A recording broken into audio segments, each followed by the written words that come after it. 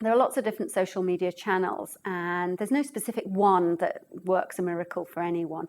And what I would suggest is taking something like an engagement console that aggregates across all the different channels, whether they be blogs, Twitter, Facebook, Flickr even, and some of the review sites.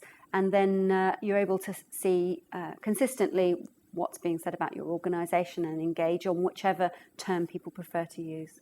LinkedIn, I think, has got an interesting and changing role. I mean, it started off as just being a kind of a business networking thing, and frankly, people were using it for recruitment and so on. LinkedIn has been quite clever in the way it's changing the platform so that you can use it for commenting on issues. LinkedIn groups potentially are very valuable, provided they're well moderated and you don't get too much by the way of spam or too many vendors just leaping in and blowing their own trumpet and then disappearing off again. You really can get valuable discussion. You can also get a load of rubbish. So I mean, to a certain extent, I mean, this is part of the time element. You have to invest time in understanding how good these discussions are in various groups and deciding whether you want to be a participant. And then if you do want to be a participant, you then have to spend even more time being active and contributing to the debate rather than just saying, hey, our stuff is great. Twitter is a means to an end. You know, the people that you need to be influencing are the influencers. You know, Twitter is about going out to find the analysts and the editors and the journalists who are writing about the subject that you have something to say about and trying to get them to follow you. Facebook has a huge opportunity in the business space, largely unexplored at the moment. And the key value I see right now is for you to use that the same way as you would do as with your personal friendships, is to build relationships with your fans and your influencers. So by having a fan book, you can bring on side people that like your organisation and use that as an education environment to share news, get people up to date with your propositions. And if they're industry influencers, for example, they'll share that news with their network. So it's a great way to foster relationships and spread news. That category of IT managers is quite broad. So how do you actually get to find out what an IT manager is interested in?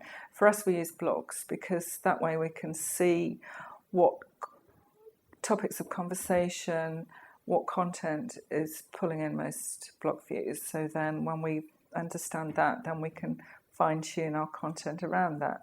But I think you can't afford to be too specific in that, because if you then just draw down to one focus area, you're going to lose all your other IT managers who, you know, are still obviously going to be interested in Microsoft software, but might not be interested in cloud computing at this time, for example. So blogs, we would say, for general IT marketing, and you can use Twitter to point people towards that. My advice to marketeers and PR folk that are thinking of using social media is to get on board and use the various channels so that they understand the characteristics of each and kind of internalize them so that they know what you can do with any of them.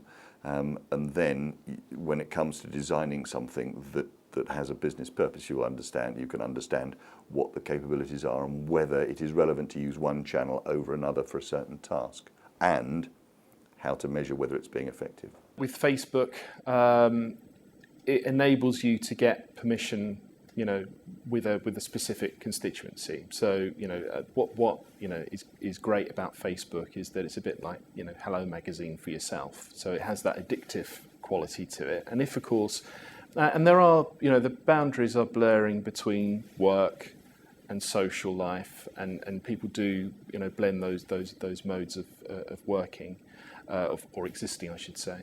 I think what's interesting about Facebook is that, you know, you can go from awareness to consideration in one click, but, you know, it's a weak tie, and you have to recognise that it's a weak tie. How do you develop that further? I think it's going to be a challenge for marketers. But to ignore Facebook, to ignore Twitter, would be foolish, I think, especially in technology marketing.